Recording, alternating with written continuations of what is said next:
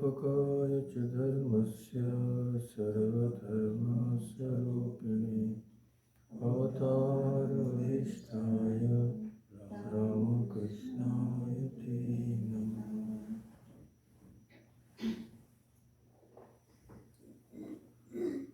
So we've been discussing the life of Sri Ramakrishna, you can say through pictures, for many months now. We have had 13 discussions so far, and now we have come to the end. So as you can see from the topic today, we'll be discussing the Master's Mahasamadhi.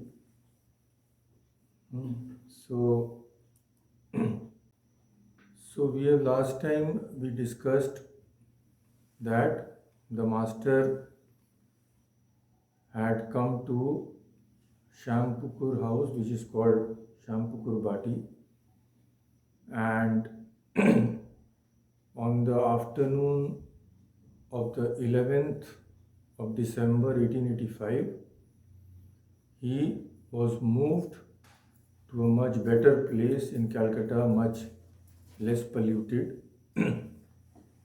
That is the Cossipore garden house, as it is called. So we all know that it was here that Sri Ramakrishna gave up his body.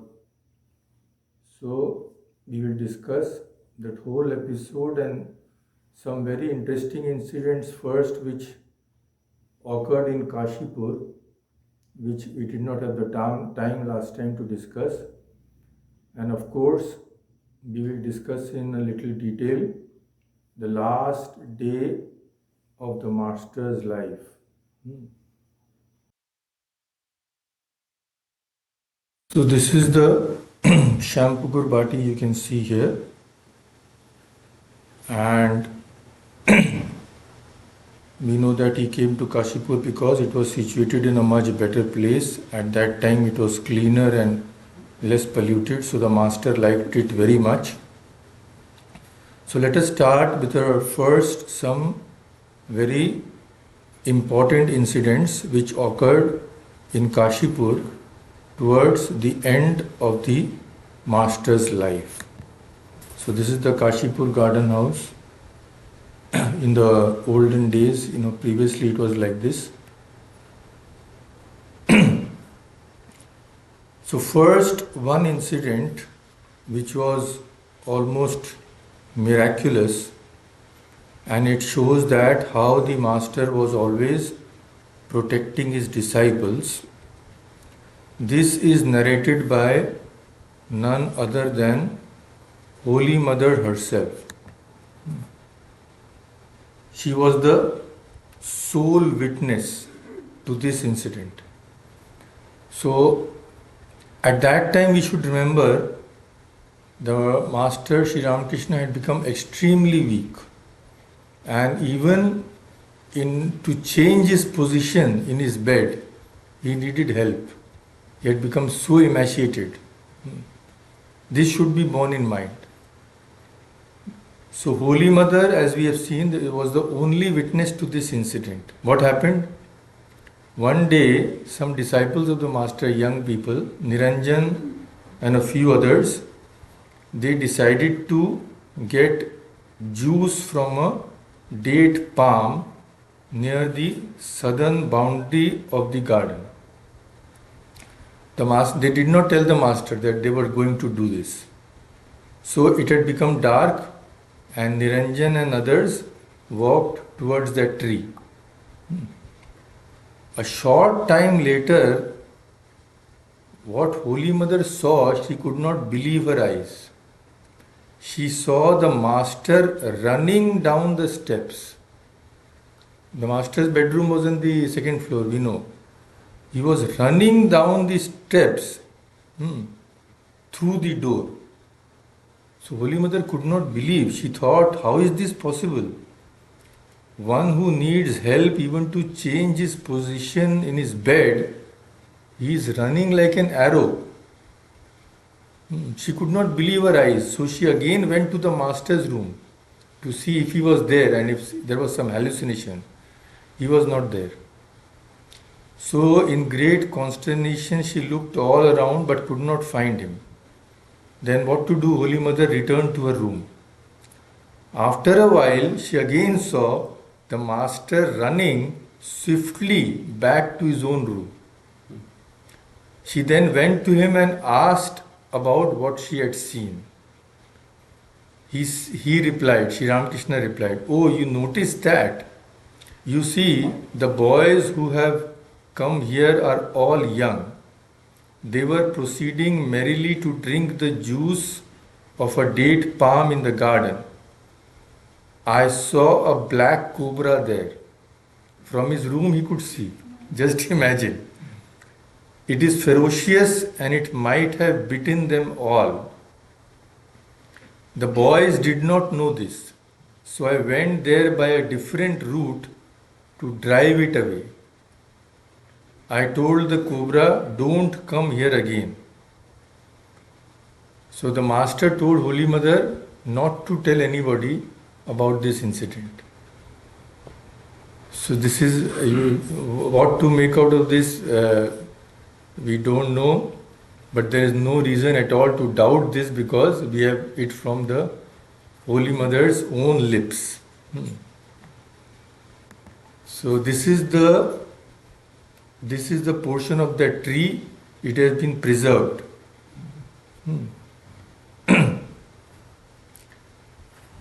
So now the master was going down day by day, the end was slowly but surely approaching. Once before, the master had told Holy Mother that when people started regarding him as God, she would know that it was time for him to go away. Now, this very thing began to happen. People started regarding Sri Ramakrishna as God. And Holy Mother became frightened when she saw this because she remembered what the master had told her. So the master was then lying ill in Cossipore.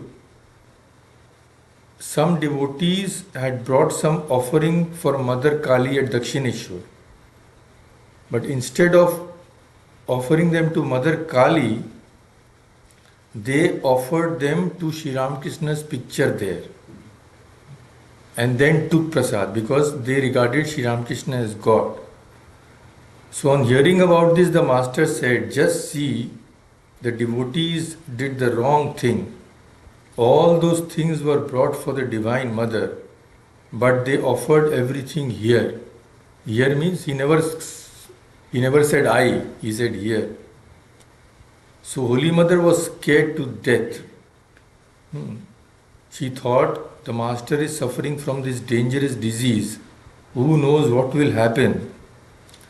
What a calamity. Why did the devotees do such a thing? Late that night, the master told Holy Mother, "You will see later that people will worship my picture in their homes. This is surely going to happen. I mean it. Don't be worried."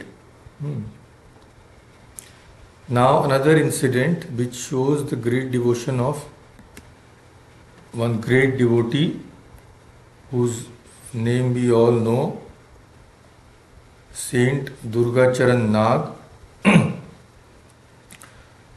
No photo exists of Nag Mahashay as he is called because he wouldn't let anybody take any photo. So this painting you see, this is the only picture we have of him. This was made by a devotee. We should remember that Swami Vivekananda has said that I have travelled all over the world, but I have not seen a great soul like Nag Mahashay. Just imagine, Swami Vivekananda is telling this. So, just a few days before the master passed away, Durgacharan Nag went to see him. As he entered the room, he heard the master ask for an amalaki fruit, which is soothing for the throat.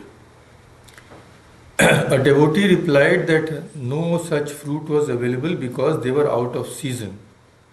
But Nag Mahashay thought that if the word Amalaki has come from the master's lips, then the fruit must be available somewhere. Without saying anything to anybody, he left in search of the fruit. For 2 days, most probably without any food and drink, for 2 days he searched different gardens in the suburbs of Calcutta.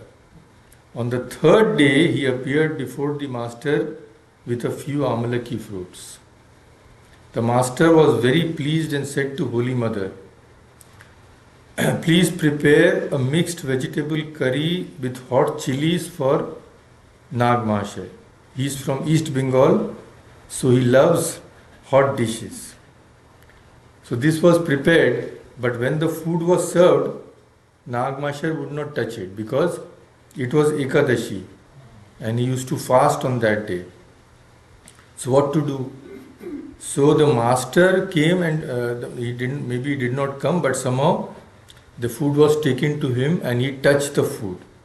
So when he touched it, then Nag Mahashay could take it as prasad. But in those days, food used to be served on leaves. We have all seen that in our younger days. So because it was prasad, Nag Mahashay not only ate the food, he also ate the leaf. Because it was all holy for him. So from that time on, devotees were very careful when serving Nag Mahashay any prasad. As soon as he finished his meal, they would snatch away that leaf. Otherwise, he would eat that also. So this is another very nice incident showing the greatness of our grace devotion of Nag Mahashay. Now, Sri Ramakrishna's health, we know, was going from bad to worse. And he became even more concerned about the welfare of his devotees. One night, March 14, when he was wide awake, he whispered to our Master Mahashay. He said, I am bearing all this cheerfully because otherwise you all would be weeping. If you will say that it is better that the body should go rather than suffer this torture, I am willing to let it go. So it soon became hard for the master to swallow any food and no medicine proved to be effective. So Holy Mother, what to do now? Everything had been tried. What else remained? So she now resolved to seek divine help. She left for the famous Tarakeshwara Shiva and she decided to ask Shiva himself for some medicine for the master. Lakshmi and another maid servant went with her. So this is the temple, Tarakeshwar Shiv. So Holy Mother herself said later, I went to Tarakeshwar and lay down before Lord Shiva without food and drink for 2 days. I prayed and kept vigil but got no response from Shiva. On the second night, I was startled by a sound, a cracking sound, as if somebody were striking a heap of baked earthen pots with some heavy instrument. So we don't know what that breaking signifies, but then Holy Mother said, I got up and the thought came to my mind, who is one's husband? Who are one's relatives? For whose sake am I about to give up my body here? So immediately this kind of feeling arose in her mind and she said, all my attachments were completely cut asunder and my mind was filled with renunciation. I groped my way through the darkness to the back of the temple where the holy water offered to Shiva was accumulated in a basin. I splashed that water on my eyes and face and drank it. I felt a little refreshed because she had not even taken water for 2 days. The next day I returned to Cossipore. As soon as the master saw me, he asked, "Well, did you get anything?" Then, flexing his right thumb, he said, "Nothing is real. Isn't that so?" So we don't know the significance of this because it is not in our capacity to understand this. But this is what happened. So Holy Mother was also resigned to the fact, most probably, that the master would not stay long. Then Holy Mother again described a vision in detail to Yoginma. This was also a wonderful vision which showed that the master was none other than the Divine Mother. So when Sri Ramakrishna was gravely ill, naturally Holy Mother was also mentally, she was much affected. Then one day she had a vision. A black girl with long hair appeared and sat near her. Realizing that it was Mother Kali, Holy Mother said, "Oh, you have come." Then Mother Kali said, "Yes, I have come from Dakshineshwar." After further conversation, Holy Mother observed that the Mother Kali's neck was bent to one side. She asked, "What has happened to your neck?" Mother Kali said, "Well, I have a sore throat." Holy Mother said, "My goodness, the master has a sore throat and you also have it." So Mother Kali said, "Yes, that is true." So from this it is evident that Sri Ramakrishna was not different from the Divine Mother. Now Sri Ramakrishna was sinking daily. His body was reduced to a skeleton. This photo you see of the Cossipore garden house. Now of course you know that it is a center of the Ramakrishna mission.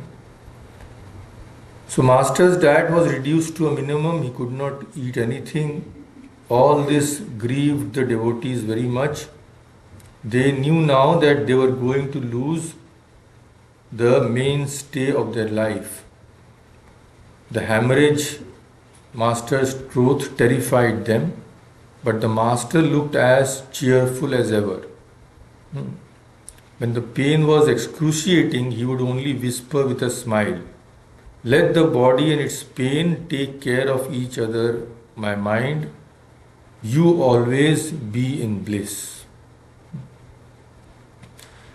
Now, about 8 or 9 days before his passing away, Sri Ramakrishna asked Yogin. Yogin means Swami Yogananda. I'll just show you the photograph. These are all Cossipore photos you can see here. This is the taken on the festival day, 1st January, Kalpatru day. This is Swami Yogananda.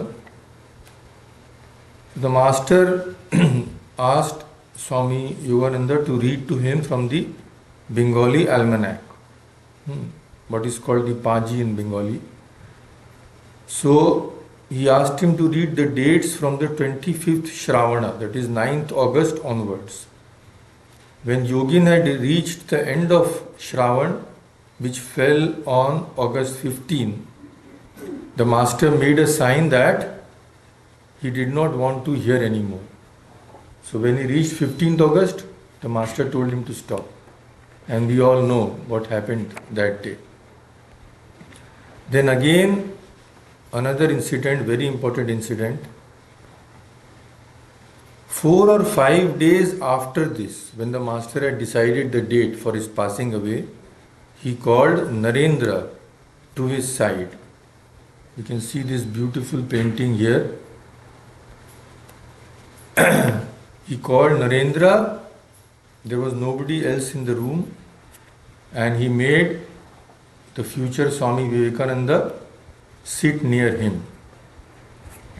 And gazing at Narendra, he fell into samadhi. So Narendra felt a subtle force like an electric shock entering his body. And gradually he too lost outward consciousness. He did not remember how long he sat there. When he came to normal consciousness, he found Sri Ramakrishna weeping. So on being asked why he wept, the master said, Naren, today I have given you everything I had and have become a fakir.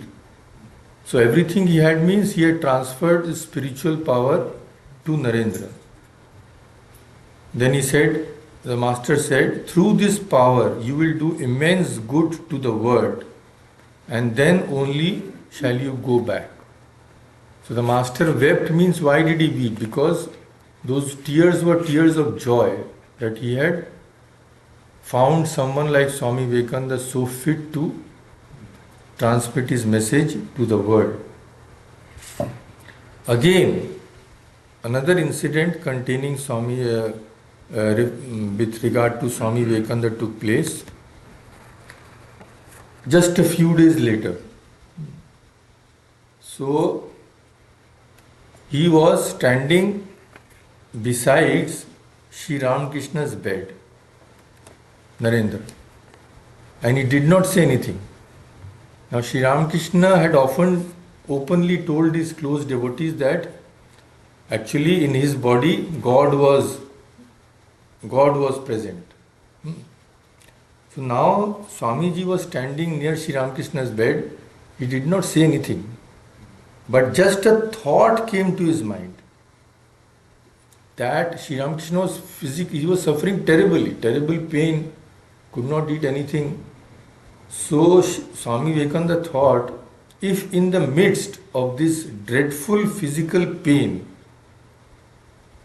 he can say that he is God, then I shall believe him. Just imagine, the thought came, he did not say anything. Immediately the master turned towards Naren. He said, Naren, you still don't have faith. He who was Rama and he who was Krishna is now Ramakrishna in this body. So Swami Vivekananda was so terribly ashamed that in spite of all this, he had doubted Sri Ramakrishna. So time passed and the last day arrived. That is the 15th August, when the master lay down his body. So on this day, Holy Mother had some bad omens. She recalled, on that day everything was topsy-turvy from the morning itself. I was cooking khichdi for the master's disciples and it was burnt. I served just the top portion to them and we ate the bottom portion. After my bath, I hung my red bordered sari outside to dry in the sun and someone stole it. I tried to lift the earthen water jar, and it slipped from my hand and broke into pieces. So all these bad things were happening. These are considered inauspicious things. Actually, one incident I'll narrate because it actually happened when Holy Mother was very ill. This is the master. But when Holy Mother was very ill, same thing happened. Devotees tried everything. Then they even tried to worship the Divine Mother for Holy Mother's health. So when the worship is there, this ghata is placed before the mother. So just see, it is unbelievable. Whenever they placed that picture, it developed a leak. Every time they changed it again it developed a leak. Yes, this actually happened. So then the devotees realized that no, it was not going to happen. Mother would soon leave them. So these omens, Holy Mother was witness to. At the end of this day, the last day, the master was seated on his bed. He was reclining against, a bolster, just something soft. He was completely silent. The disciples were all seated around him and their hearts were heavy with sorrow. They thought that the master had lost his voice and would not speak any more. So Holy Mother and Lakshmi rushed upwards. They thought something had happened. Everybody is silent. So as soon as they arrived, the master said in a very feeble voice, he could not speak because of the pain. He said, I am glad you are here, to Holy Mother. I am glad you are here. I feel as if I am going away to a far away country, across water, very far away. Holy Mother burst into tears when she heard this. The master consoled her, saying, why should you feel troubled? You will live as you are living now. They means Swami Vivekananda, other disciples, they will look after you. So look after Lakshmi and keep her with you. So these are the last words of the master to Holy Mother. Last words. Now it is the 15th evening. One doctor came to see him, Naveen Pal. The master said to the doctor, today my suffering has become terrible. No medicine is proving of any use. The disease has become incurable. And the doctor did not give him any consolation. He said, yes, that is what has happened. The master said, I feel like eating barrels of khichdi, but I cannot eat anything. So this terrible suffering master was undergoing. He became restless.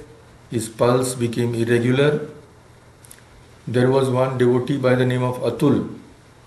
Atul was very skilled in seeing that pulse. In olden times, doctors just used to see the pulse and they used to tell everything. So he was an expert in that. And as soon as he saw the pulse of the master, felt the pulse of the master, he realized that things were very serious. And he told everybody that anything can happen at any time now. A little before dusk, the master felt difficulty in breathing and the devotees started weeping. They knew that the light that illumined their hearts was about to be extinguished. They stood by the bedside of the master. In the evening, the master complained of hunger. The attendants tried to give him a little liquid food, but he could swallow very little. Then they washed his mouth and carefully laid him on the bed, stretching his legs and supporting them with pillows. 2 attendants were fanning him. Then again, a little before dusk, the master complained of difficulty in breathing. Then suddenly he fell into samadhi. His body became stiff.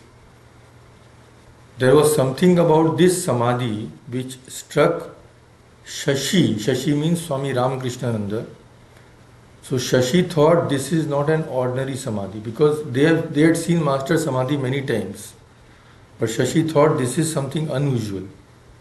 So they sent for Girish Chandra Ghosh and Ram. After midnight, Sri Ramakrishna regained consciousness. He came back from the samadhi and told he was exceedingly hungry. Then again he was helped to sit up and then he took a full cup of porridge without discomfort. So that was very unusual that he could take that full cup. So after taking that he felt a little refreshed.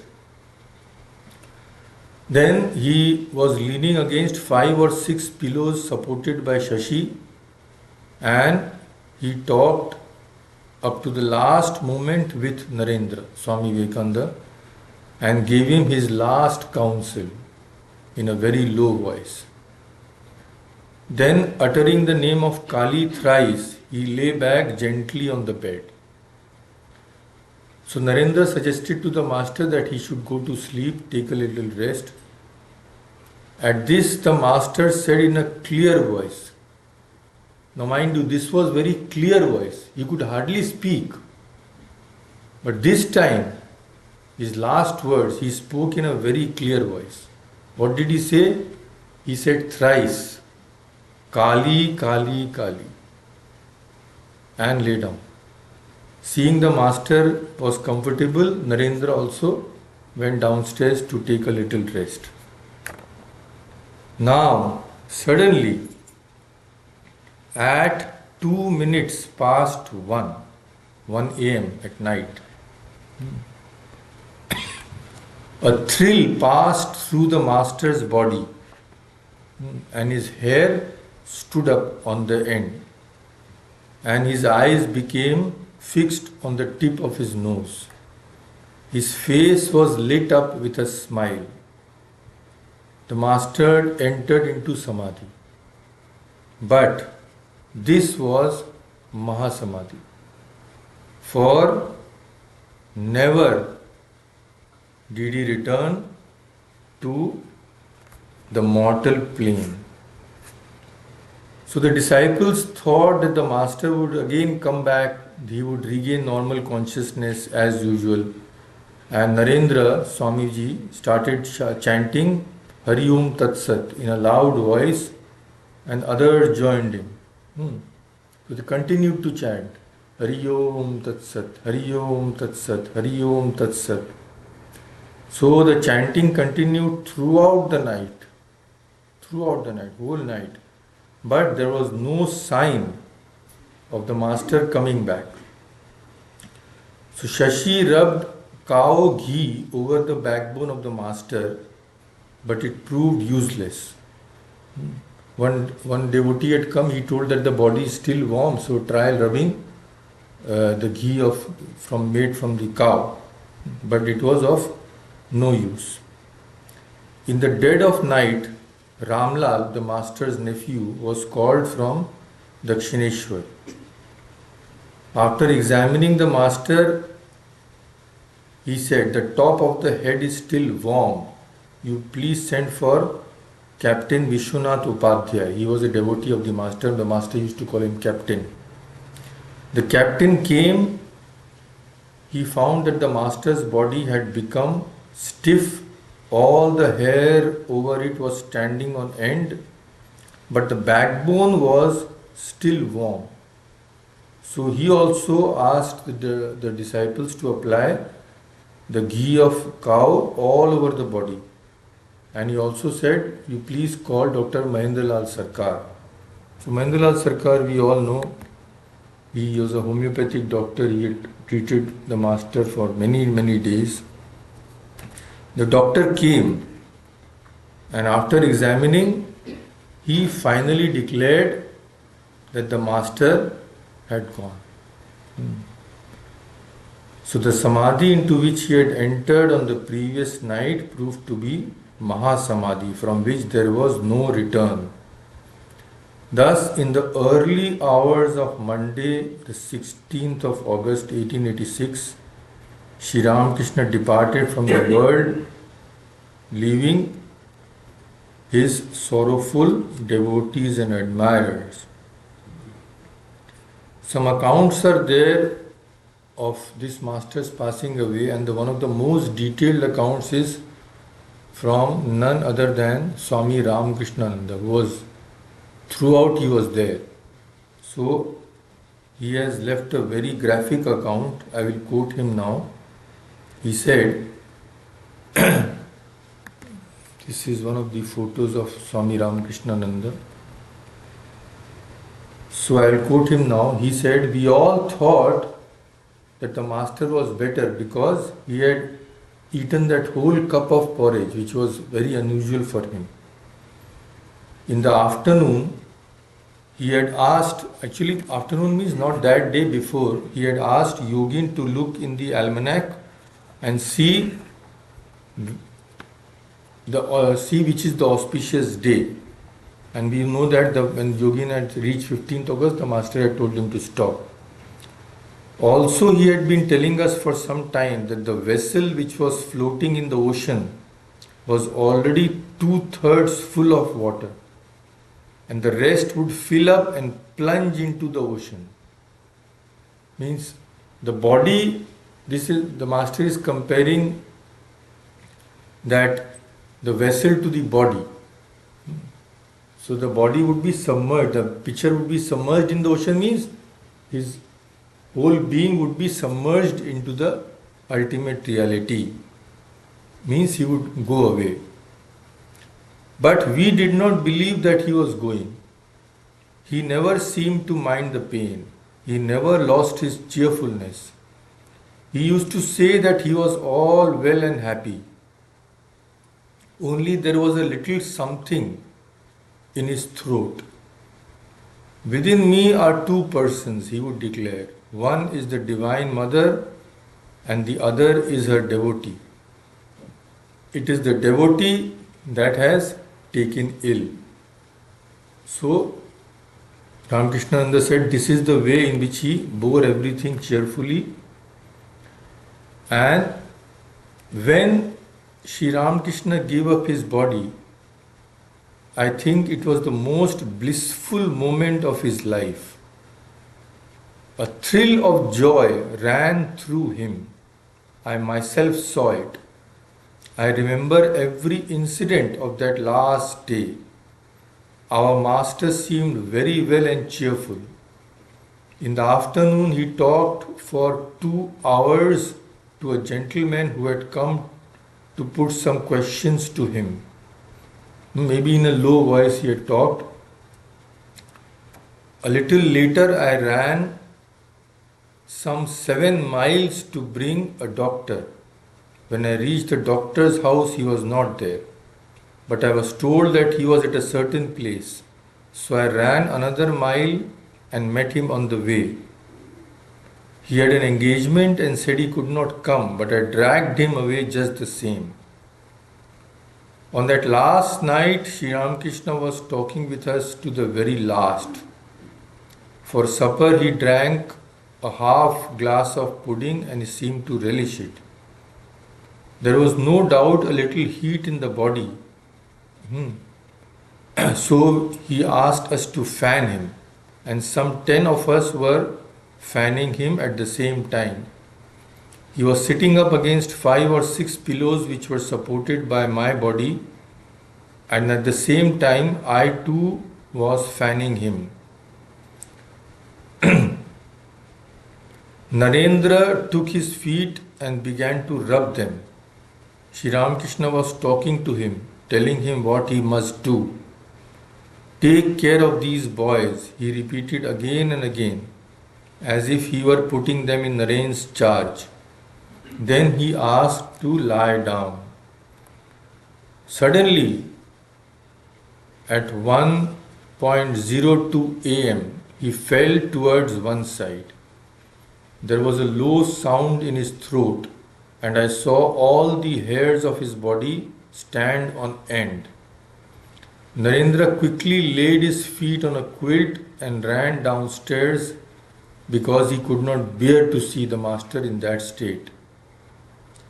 A doctor who was a great devotee and who was feeling his pulse saw that it had stopped, and the doctor began to weep. What are you doing? I asked. I asked means Shashi Maharaj asked, why are you weeping? Shashi Maharaj was angry that the doctor was acting as if the master had left them. The master had, but he did not want to admit that.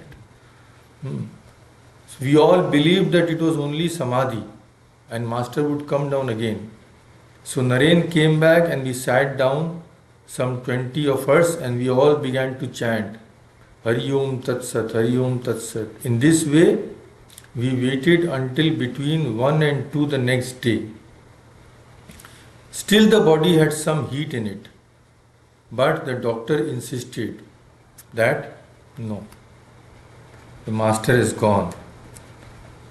So when the master had left, the Holy Mother came upstairs to the bedside of the master and she cried out, "O Mother Kali, where have you gone?" Such a scene it was as to print itself forever on the memories of the young disciples who witnessed it. So Mother was absolutely broken hearted. After a while she was helped back to her room downstairs. So the curtain had fallen on this great life. To quote from the life of Sri Ramakrishna, the immortal spirit, so long confined in a physical body, had burst through its limitations of name and form and had become one with the infinite spirit. The barriers of time and space had been broken down, and he who had been the light and guide of a few souls had now become a spiritual beacon for the whole universe. Though the disciples knew all this, they were overwhelmed with grief. That smile would bewitch them no more. That radiant face would no longer inspire them except as a memory. The lips which had spoken such words of wisdom and love were now sealed in death. So, though it was a brilliant moonlit night, the hearts of the devotees were in dark shadows. A few minutes before, who were richer than they, but now they were the poorest beings on earth. The more they looked at the serene face of the Master, the more desolate and helpless they felt. Now, who would solve their doubts and difficulties? Who would stand by them in their sorrows and suffering? Their sense of loss was overwhelming. So, this terrible news spread quickly amongst the Master's devotees in Kolkata, and people thronged in the morning from all directions to have a last look at the Master's divine form. So Vishwanath Upadhyay arrived at about 8 o'clock. He found the body stiff, and seeing some trace of heat, he began to rub the spine, but it was no use. So at about noon, we know that Dr. Mahendra had come, examined the body, and he said that life had passed out only half an hour before. So his opinion was accepted, and the devotees now began to make arrangements for the funeral. At 5 o'clock, the body of the Master was brought down and laid on a cot. It was dressed in ochre clothes and decorated with sandal paste and flowers. At the request of Dr. Sarkar, a photo of it was taken with the devotees standing around. So 2 photos were taken. Luckily we have them. This was the first one. So the body of the Master has been covered up by flowers, because generally we don't show the Master in that form outside. He was all skin and bones. So right beside the Master you see Narendra. To Narendra's, standing towards Narendra's left is Ramchandra Datta, and to Narendra's right is Swami Niranjanananda. To Swami Niranjanananda's right is Swami Premananda, and there is a Rakhal Maharaj also is standing. Many others are also there. This was the first photograph, and this is the second photograph.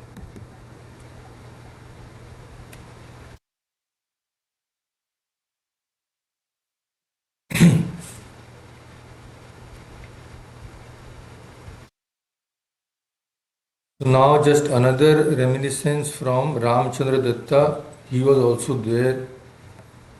So he said, I quote him, at 5 o'clock next morning, the master's body in the state of Mahasamadhi was taken out of the room on the first floor and was laid out on the cot. After cleaning his body with wet clothes, he was dressed and applied sandalwood paste all over the body. The body was decorated with a garland around his neck, a crown on his head, and bells on his feet, all made of flowers. So it looked as if the master was lying on a bed of flowers. Then arrived Surendra. Surendra was a great devotee of the master. He brought with him flowers and Vilva Patra, Bel Patra as it is called. While offering them tearfully at the master's feet, he lamented, Gurudev, how horrifying it is to see you in this state today.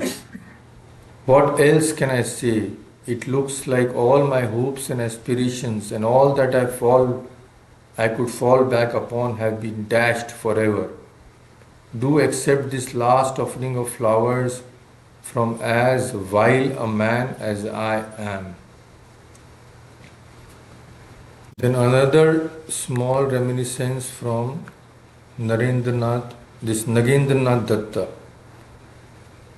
The photo you see in front of you is from the place where Sri Ramakrishna is cremated, Cossipore burning ghat. So Nagendranath Datta was also a witness to the master disciples were all standing there, so he had come at that time. So I quote from his reminiscence. He said, the last time I met Swami Vivekananda before he left for the United States was in 1886. I happened to be in Calcutta on a brief visit, and one afternoon I received intimation that Sri Ramakrishna had passed into eternal Samadhi. I immediately drove to the Cossipore garden house. Sri Ramakrishna was lying on a clean white bed in front of the portico of the house, while his disciples, Vivekananda among them, with his eyes veiled in unshed tears, and some other persons were seated on the ground surrounding the cot. Sri Ramakrishna was lying on his right side with the infinite peace and calm of death on his features. There was peace all around, in the silent trees and in the waning afternoon, in the azure of the sky above with a few clouds passing over it in silence. And as we sat in reverent silence, hushed in the presence of death, a few large drops of rain fell. This was the Pushpa Vrishti, or the rain of flowers, of which the ancient aliens wrote, the flowers showered by the gods as a homage at the passing away of some chosen soul to rank thenceforth among the immortals. It was a great privilege to have seen Sri Ramakrishna while he was alive, and also to have looked upon the serenity of his face in death. An hour later, the body was carried to the burning ghat at Cossipore. So this photo you have seen, and another one I'll show you. This is you can see here Sri Ramakrishna's. And today how it looks like this. So in Bengali it is written Shri Ramakrishna Dev Samadhi Prangon, Cossipore. This is the gate to the cremation ground. This is how it looks today. And here the same thing is written, Shri Ramakrishna Paramahansa Dev Samadhi Prangan. And behind that sign you can see the Master's Samadhi.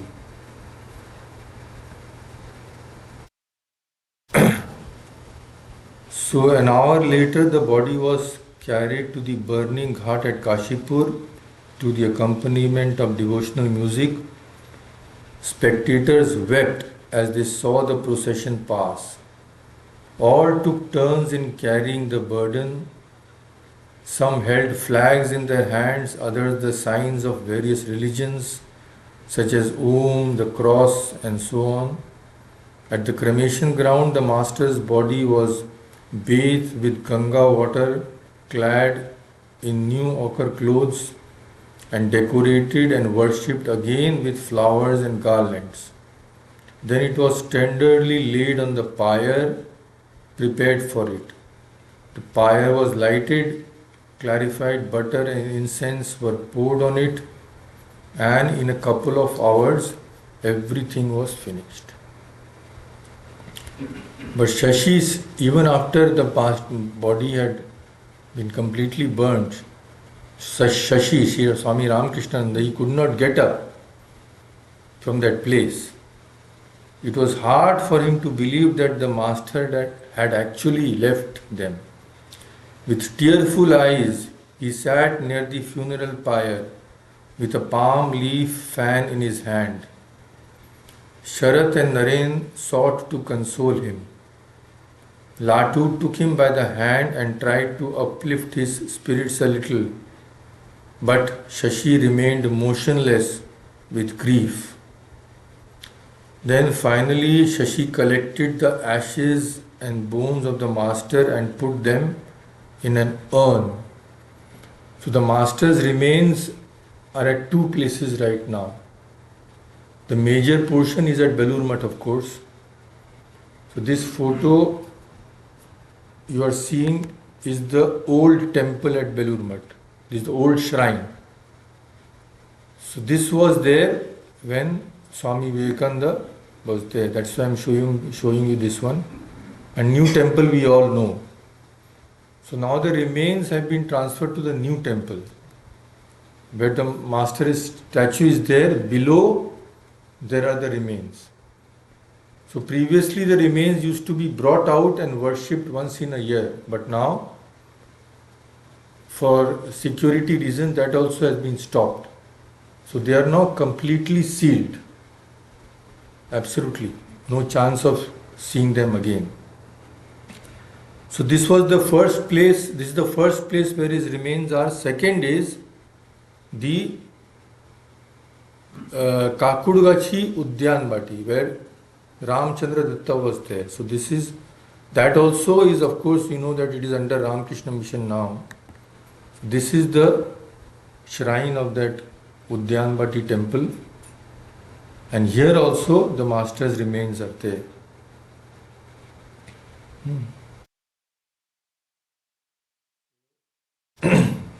Slowly and heavily the disciples retraced their steps and entered the Kashipur garden house that night, shouting Jai Shri Ramakrishna. The urn with the master's remains was placed on the bed of the master in the room upstairs, where he spent his last days, on that bed. The disciples spent the night in discussing the holy life of the master and in meditation. Narendranath occasionally soothed them by telling stories of Sri Ramakrishna's wonderful life. And of course, from that time on, the master's relics were daily worshipped by the disciples. Now also they are daily worshipped in Belur Math and Kakudgachi. A spirit of calm resignation settled on the hearts of the disciples. Had the master really gone? He who had sacrificed his life for their welfare, could he have left them forever? Was he not their Lord, the soul of their souls, the same in life as in death? He, their Lord, was the same in the disembodied state as in the physical life. So had he himself not said that he had simply passed from one room to another? Sri Ramakrishna had said he had gone nowhere, he had just gone from one room to another. So, what is that incident? He had said this to Holy Mother. What is that incident? That incident, I'll tell you, that evening after Master had gone away, Holy Mother was removing her ornaments and other signs of a married woman she used to wear, as is the custom for the Hindu widow. But when she was removing the ornaments, the Master appeared before her and forbade her to do so, saying, "Where have I gone? I am just here. It is just like passing from one room to another." Then again, Holy Mother tried removing her ornaments again on two subsequent occasions after that. But Sri Ramakrishna actually appeared and caught her hand and forbade her. So, till the last day of her life, Holy Mother kept on wearing the bracelets. In the photograph, you can see those bracelets. She never removed them after that. And the sari, she never wore a completely white sari, just with a thin red border. So the Master had appeared before Holy Mother and told that he had gone nowhere, he was always present. So bereavement was transformed into ecstasy, as the disciples had so often felt while the Master was alive, because they knew that the Master would always be with them. They put the sacred relics of the Master's body into the urn and returned to the garden, the nest, alas, of 1,000 painfully sweet memories, saying, "Victory, glory to Sri Ramakrishna. Jai Sri Ramakrishna."